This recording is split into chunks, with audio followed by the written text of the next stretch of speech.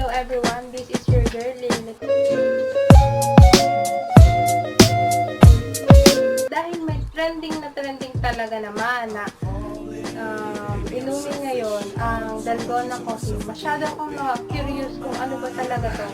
At dahil gusto ko yung matry kasi masyado nang nakaka-boring dito sa loob ng bahay habang naka-lockdown at nakaparating tayo ngayon, hindi tayo makapunta kung saan Starbucks o kaya kung saan ang paborito natin mga cafe para makapag-milk tea. Ayan, mas lalo na yan, milk tea, milkshake, kung kahit sa ano pang kape na kakaiba sa panlasa natin. So, pwede natin gamitin. Isa na ang wire whisk. Ayan, marami ka nitong makikita kung sa mga store, sa mall. Ayan, ito nga nabili ko lang ito sa 15 pesos lang. Ayan, saka kutsara, kadalasan na ginagamit. Tapos, meron din ako rito, ayan, bukas na nga na instant coffee. Ang gatang, ayan, paubos na nga rin. Saka, meron din siya asukal. At saka, dapat lagyan din siya ng mainit na tubig. So, ayan nga, ang mga ingredients niya, common na minsan nakakataba rin, nakakadagdag ng timbang. Dapat maging conscious tayo sa iniinom natin. Mas lalo na ngayon na lockdown, wala tayong masyadong ginagawa.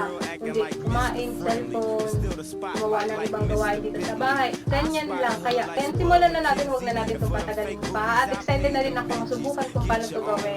At matikman ang dalgona coffee na ito. First step ay maglalagay tayo ng instant coffee. Dito sa bowl, ayan. Dito dapat lalagay kasi mas maganda ilagay sa malalim para pag kinalo na, pag nawis na, hindi siya magkakalat.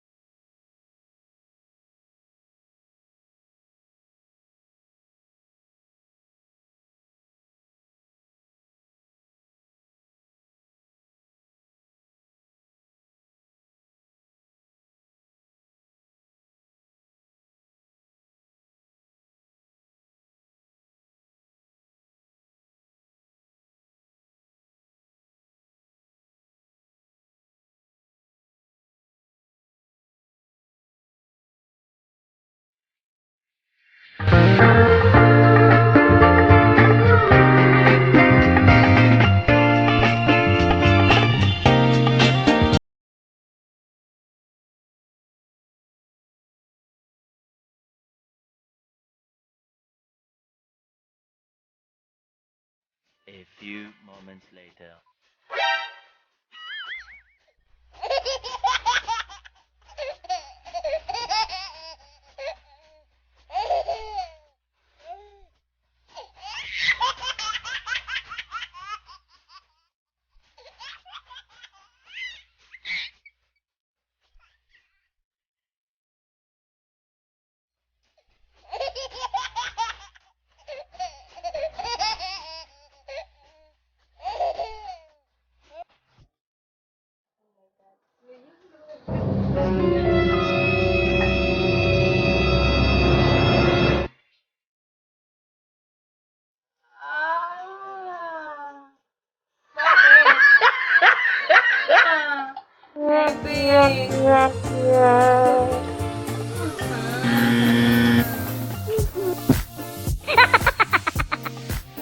Ayan, nagbabalik ako dahil napalpak kagabi ay sinulog ko na lang ang aking kabatripan. So, kaya nag-search ulit ako ng marami kung ano ba talaga ang mas kinagamit. So, ayun, tatry ko ngayon yung granules lang na coffee. Tapos, may mainit na tubig, saka may asukal.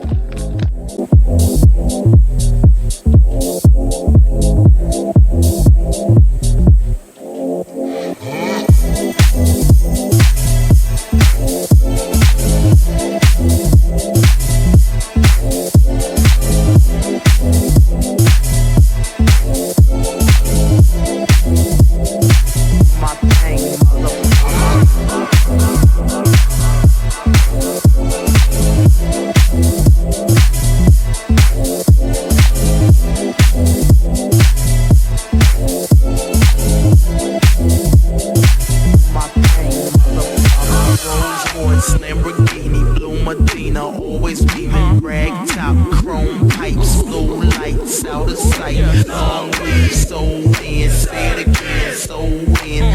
that money, throw it in. Booty bouncing, go ahead. Rolls Royce, Lamborghini, Blue Medina, always beaming. Rag top, chrome pipes, blue lights. So, ayan, ready na ang gatas. Nilagyan ko na din siya ng 3 yelo. Ayan.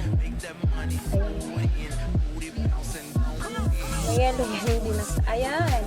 O, diba? May yelo yan. Tapos, lagyan na natin tong coffee.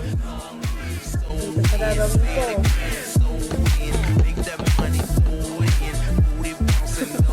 Kailangan natututo sa pagkakamali sa nakaraan. Kaya lang kung paulit-ulit na pagkakamali ko, ay nako. Huwag na.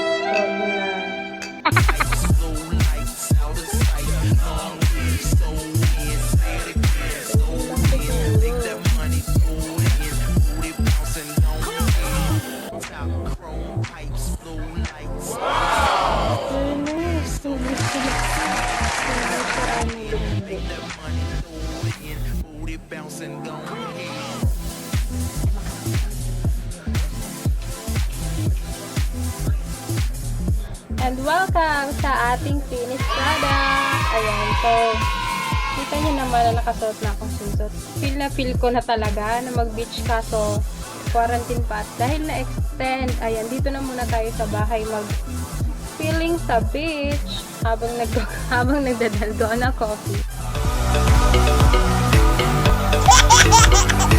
Haluin kasi syempre para masarap ang mixture. Ulit-ulit na mixture. Sige pa, halo pa. Tignan na lang kayo. Thumbs up.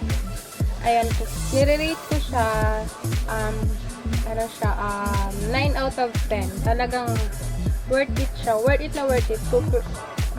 Mura na nga siya. Yan o, madali pa siyang gawin. Sa mga di pa nakaka-try nito, try nyo na. Huwag na kayo magdala-dalawa pa.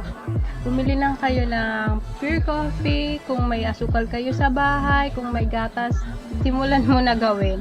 Hindi pa nga 5 minutes, nagpupom na agad yung coffee sa. At saka if you like this video or if you enjoy this video, don't forget to subscribe and share nyo sa mga friends nyo at i-recommend nyo. Kung napapalpak ba ang paggawa nyo, huwag kayong sumuko. Bye!